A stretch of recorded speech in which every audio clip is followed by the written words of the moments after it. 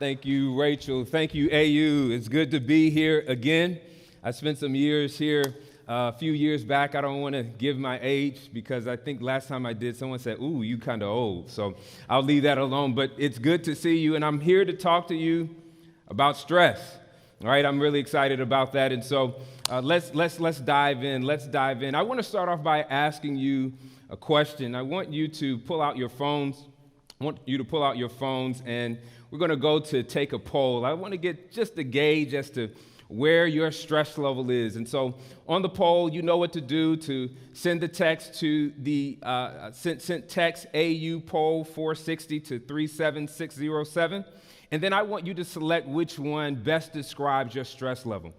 I want you to select which one best describes your stress level. If it's not up there, then I want you to just put other, right? I just want you to pick which one best describes your stress level.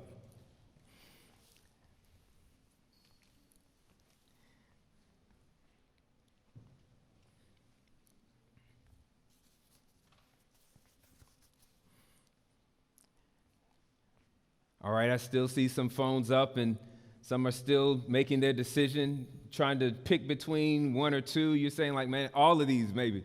But pick one that best describes that. Just pick one.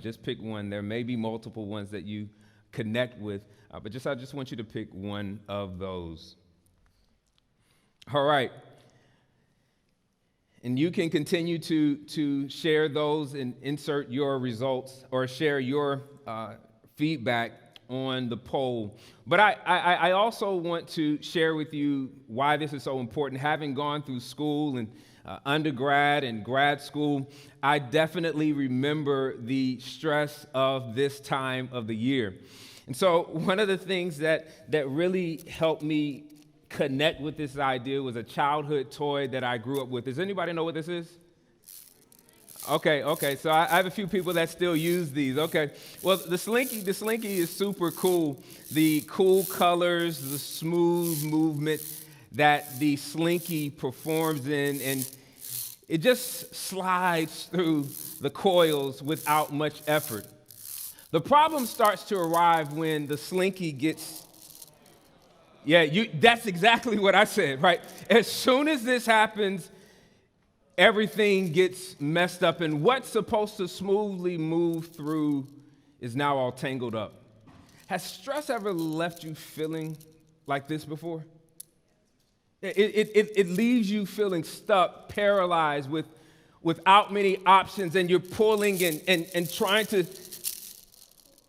You're afraid I'm going to break it. I am too, right? So but stress does that. We're intended, like the Slinky, to move smoothly through stress.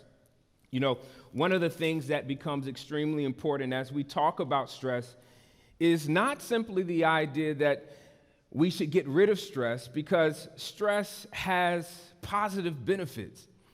We really want to talk about what happens when we get stuck in it.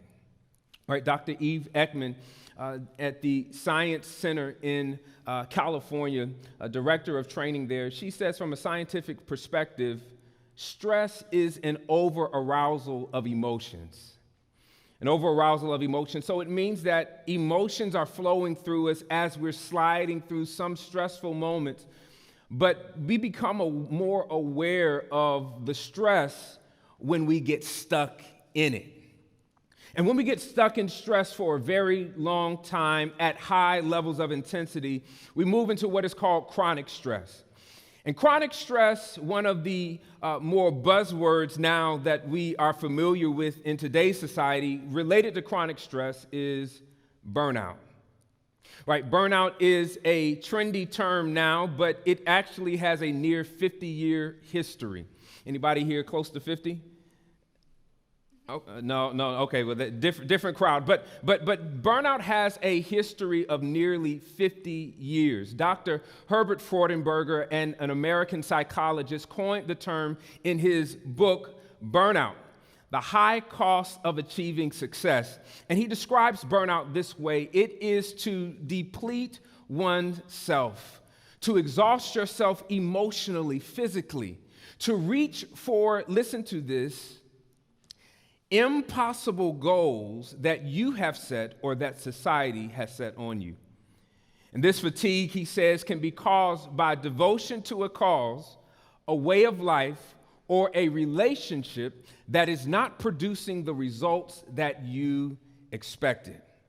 All right, some years later, the World Health Organization has finally started to catch on to this thing, and they have now labeled burnout as a workplace phenomenon. They've called it a workplace phenomenon, and they said it's low connectivity to the job, low productivity on the job, and low energy for the job. It's all about these lows related to work. For the purpose of our talk today, I want to share a classifier for burnout that will help us move through it with simplicity today. And it's this, that burnout is a brand of stress that springs from striving for success. Burnout is a brand of stress that springs from striving for success. Now, this is extremely pivotal because as we are talking about stressing less today, one of the central questions that we must answer if we're going to begin addressing burnout is the question, what is my picture of success? I mean, what is your picture of success? If you could take a selfie of yourself or rather your success selfie, if you could take a success selfie, who would be in it? Like, what elements would be in this panoramic type of picture? Like, who would be out of it? How would you look? What would be your education, your wealth? How would your life actually be? The picture, as it is said, captures 1,000 words. What would this picture of success say? Right? And it seems like a simple idea, but our picture of success is one of the most underrated influencers in our lives. That this picture, whether we articulate it, talk about it, or fully understand the breadth of what it is, it influences how we move. Right? This picture sets up our definition of success, and our definitions drive us to expected destinations. And so if you want to know where you're going, your definitions based on your picture is likely the direction that you're moving in.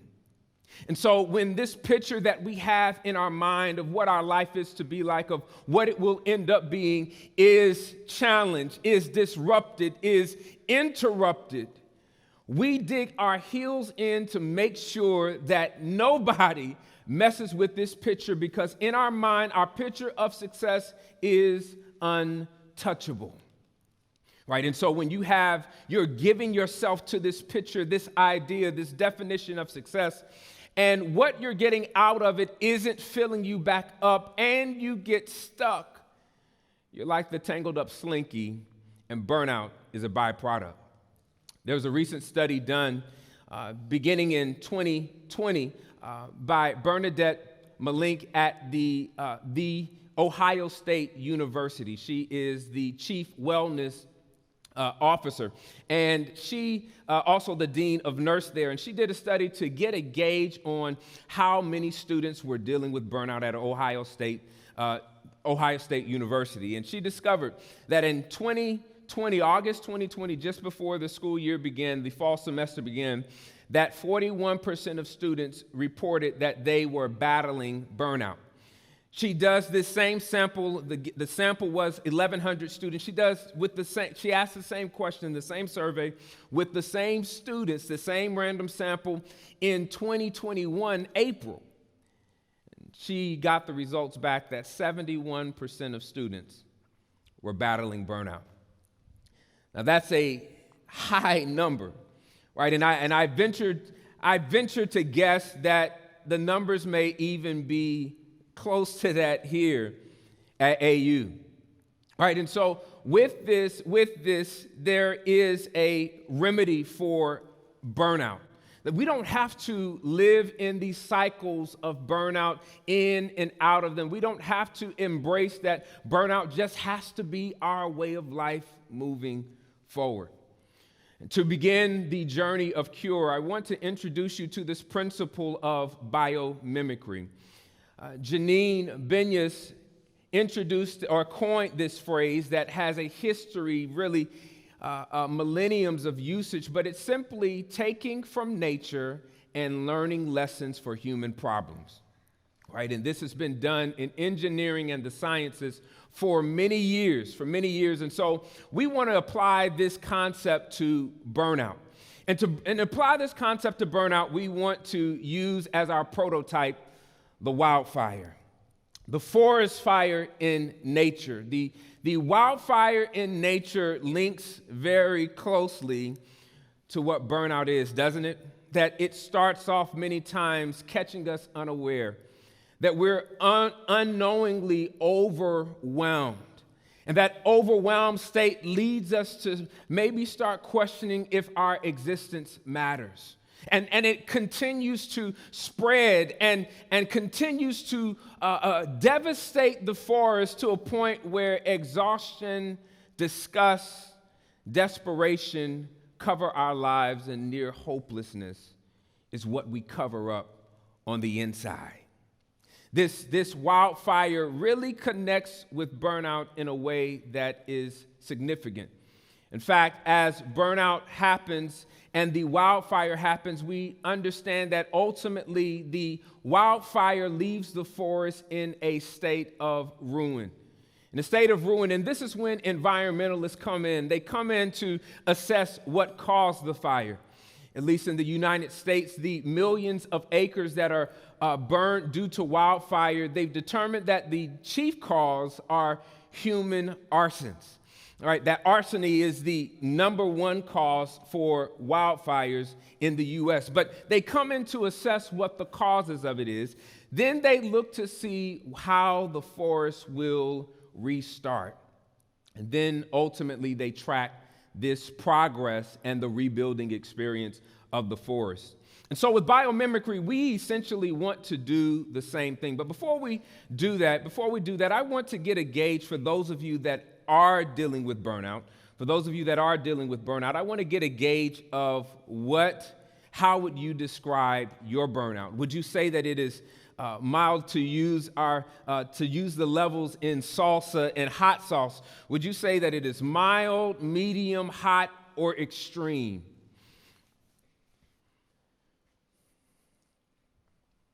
And so as you're continuing to share those results, the environmentalists and the wildfire give us a way forward to addressing our burnout. It's what I call the Wildfire Framework. Essentially, we come into our own lives, we become our own investigating environmentalists and investigate the landscape of our soul. That this work is extremely important, and so we come in to review what caused the burnout. Then we move to assess how the forest of our lives, the forest of our soul, our well-being can be regenerated. And then we put in place steps in order to recover and to fully rebuild, to flourish and live life abundantly.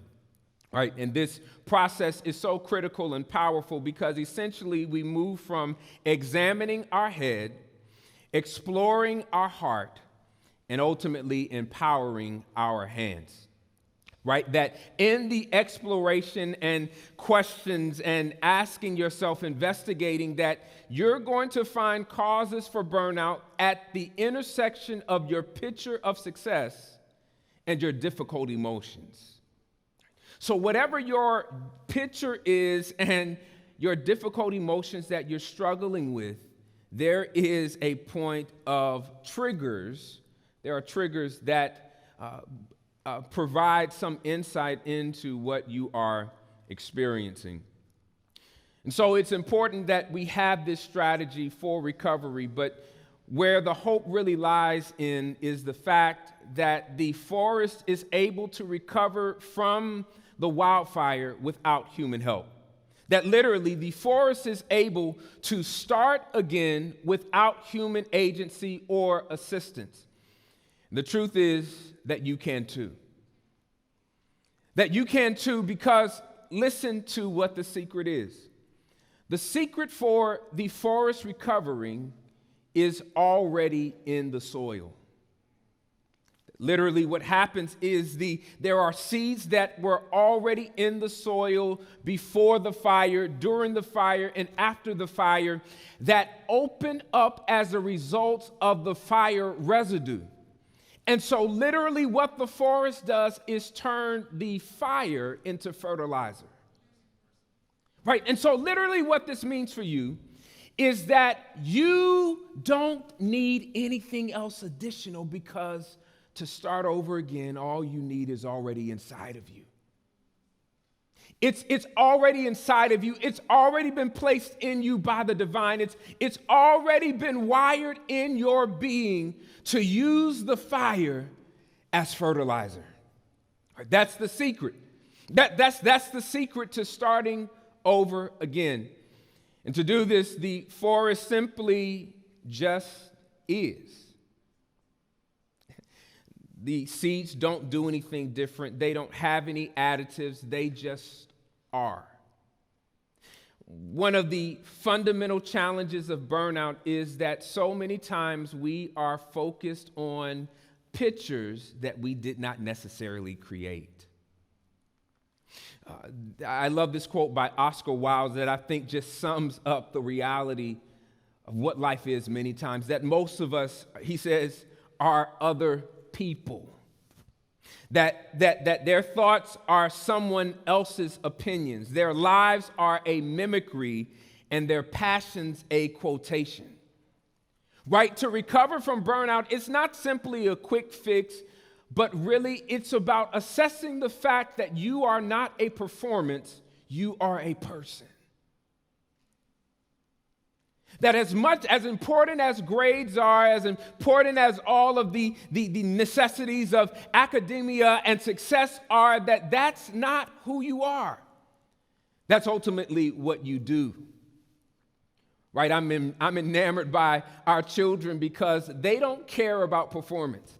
Right? They'll run around the house naked. They will. I don't know if anybody's dealt with children in potty training, but that's for another discussion. But the children just don't care about performance. They just are and love life. Somewhere along the way, as we grow into adolescence, there is a shift that happens where we stop caring so much about just being, and it becomes more important about doing.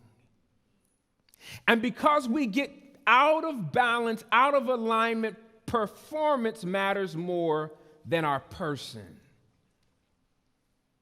So burnout recovery is about bringing into balance the fact that we're a person first before we do anything that's related to performance. So simple.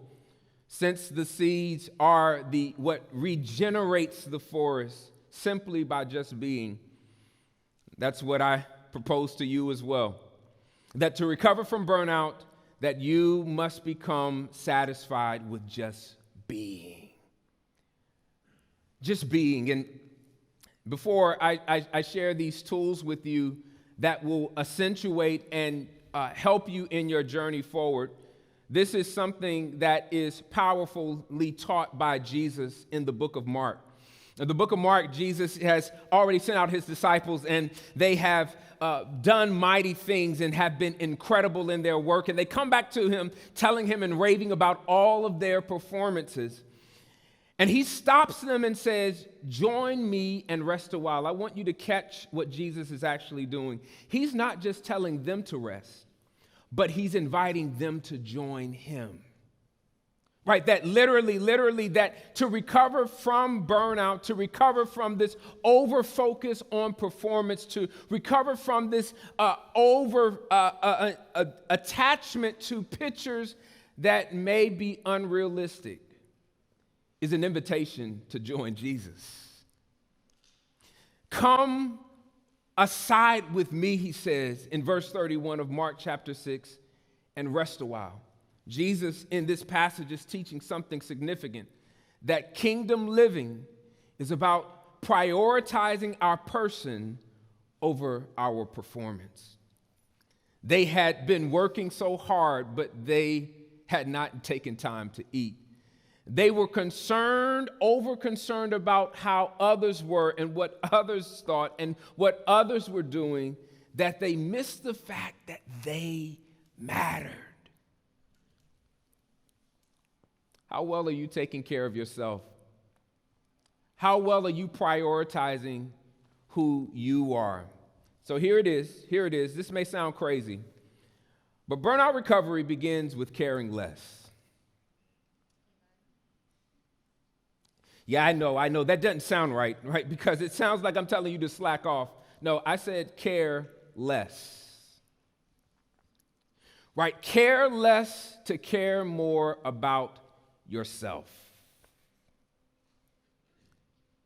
Right? To not be so lost in success that you can't see and understand who you authentically are. And trust me, as you leave Andrews, this will be continually challenged as you grow in your professional development to prioritize personal development over professional development so that you may be whole. Because eventually performance has its end and it will wear you out. There's countless stories of professionals now that are resigning, that are quitting jobs. That's what the Great Resignation is about. That one of the chief causes is burnout because people have focused on performance and have denied the fact that they are fully persons. All right, and so I want to share these tools with you. In any journey that you take, you always want to have tools with you. And these tools you don't have to go and buy because they're already with you. They're tools that you already have that you just want to utilize with intentionality and ingenuity. Mindset, mindfulness, and movement. The first is mindset. How do you see things now? This is the chief question. How do you see things? Or are you able to see things differently? Is the way that you see things so fixed that you aren't able to see more than what you initially saw? This is a classic example of an optical illusion, right? Maybe some of you have already figured it out, but I was so stuck on I can't believe what's going on here. I'm confused about what's going on. And it was because I was fixed on it being what I thought it was. But once I tell you, some of you may have already seen it, but once I tell you, you'll be like, oh yeah, that's easy. Right? So what's going on in this picture? It may appear as though there's a guy standing over a desk dressed in woman's clothing. Right? That's what it may appear as. But what actually is happening is the guy is sitting in the fuchsia shirt at his chair, and a woman is leaning over his shoulder. Her hair is draped on the side, and it's her that is actually standing with the clothes on. Now, once you get that picture, everything else becomes clearer, right? And the same is true in our mindset. That sometimes what's holding us captive is the fixation that we have with holding the picture that we only see. One of the more important things about checking your mindset is honestly getting an extra pair of eyes, right? If you have had trouble with your vision, what you typically do is go to the eye doctor and they either give you glasses or they invite you to wear contacts or have LASIK surgery in order to never have to wear glasses again, hopefully, right? So it's always it's always a redoing a surgery, so to speak, a corrective plate that is placed over the way that you see. And the same is true with our mindset. That many times we need support systems to help us see better, to help us see beyond the shore that we are comfortable sitting on. That mindset must be challenged, that our mindset must be open to growing, that our mindset must be willing to change, and that takes courage. It's not just your mindset, but also mindfulness. Mindfulness simply is an open heart awareness, right? There's a lot of research and studies that have been done about mindfulness, but simply mindfulness is an open heart awareness. I was introduced to the value of mindfulness when my wife was in labor with our first child in the hospital.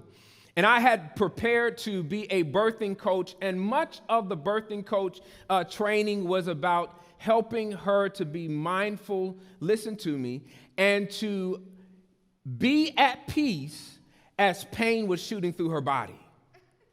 Now, that's a crazy idea. I thought that it was crazy too until I actually saw my wife go through delivery without an epidural and keep calm the whole time. Right? It was obviously, she's the real MVP. Right? She's obviously the real MVP, but one of the contributing factors to what she was able to do was her ability to practice mindfulness under high pressure. Right? And it started with her breathing normally. Right? Typically, when we're under stress, when we're under pressure, our breathing patterns change and we don't even pay attention to it because it's just so out of control. But intentionally breathing the right way, the normal way, the typical way was priority. And so I just want to do this quick exercise with you. It's called the 3-2-4 breathing. Right? It's a mindful practice that you can do anywhere. There's nothing major that's required. You want to inhale for 3 seconds through your nose. You want to hold it for 2 seconds and then release it through your mouth for 4 seconds. So it's a simple, you want to inhale for 3 seconds, you want to hold it for 2, and then release it through your mouth over the 4 seconds. Let's try it. Now, you can do it with your eyes closed or you can keep them open, but I just want you to relax for a moment. Just take a deep breath before we begin. And we're going to inhale. Again, we're going to start on the inhale. We're going to hold it and then release. Okay, let's get started. Let's inhale through our nose. Hold it. Release. Let's try it again. Inhale. Hold it. Release. It only takes 9 seconds. Let's do it just one more time. Inhale, hold, release. What you begin to notice is that particularly in times of stress, this is valuable because you begin to notice that your stressing has caused your breathing to go all out of whack. This helps bring you back to a place of equilibrium. A place of awareness and, wow, what's going on with my body? How am I responding to this and why? There's mindset, there's mindfulness. I want to share one other tool with you, your movement. Movement is generally surrounding assessing your daily activities and all that are tied to what you do as you are constantly moving. You're in and out of classes, you have homework, you have projects to finish, and getting ready to pack up to maybe go and visit family over the holidays and various things. You're constantly moving. And so what this calls for is an attention to our time and energy. Now, the idea of time management is not anything new. In fact, it's something that you will constantly have to adjust and allocate. I remember when I was in your seat that I was saying, as soon as I get out of college, then life won't be as stressful. It will slow down. And then I started working. I said, oh no, this is not what I thought it was going to be. And then I had children. And then I had twins. Right? So time is always something that you're going to have to adjust for. And so wishing for a time period in the future where you can just live life in a vacation isn't realistic. So what's priority, listen, is not time management because time is a fixed reality. Everybody gets the same number of hours every day, every week, every year. Nobody gets extra, nobody gets less. It's fixed. What you can do is choose how you allocate the time that you do have. How are you allocating your time? But studies are actually showing us that even more important than time allocation is energy management. Right? Energy management is about paying attention to what's draining you, what's energizing you, what excites you, what recharges you, What are the activities that you're doing that are going on throughout the day? Maybe this task you're spending too much time on. You need to take a break from it. Paying attention to your energy is far more valuable. Speaking of tools, the CEO of Stanley Black & Decker, Jim Loree, says something that's powerful, that energy, not time, is the currency of high productivity. Energy, not time, is the currency of high productivity. So if you want to increase your productivity, not saying I need more time, but paying attention to your energy is a gateway. So with these tools, it's not the only set of tools that are valuable for the journey, along with the strategy, along with the reality that at the bottom of burnout is you that could not be destroyed. That as much as burnout has drained you, as much as burnout has depleted you, and burnout has left you desperate, burnout can't touch you, the real you. Because the real you is able to take what's burned and build again. That the double-sided coin of burnout is that it destroys and it also builds. That I want to challenge you to repicture, reimagine burnout not as simply something that only drains, but as something that also develops.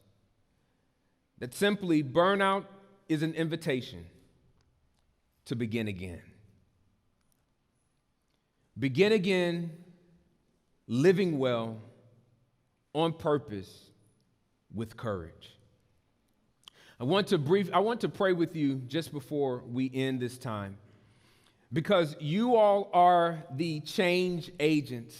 Seek, affirm, and change. That as you go out, that you intentionally prioritize your well-being. That you go through the courageous journey of challenging the pictures that you've held to be true. And that you see the fertilizer that lies even in the desperation of burnout as a way to begin again. Let's pray. Lord, I thank you for each and every person that has experienced burnout. I pray through courage and insight that you will empower them to flip over the coin and see that development is available for who you have created them to be. We thank you for the light that will come from their experience. In Jesus' name we pray. Amen. To connect with me more, I'd love to connect with you more. You're able to hit me up on IG, Stamp Out Burnout. You can find me on LinkedIn if you're on there. You can also check out my website or email me. It's been a pleasure to be with you, and I encourage you to live well.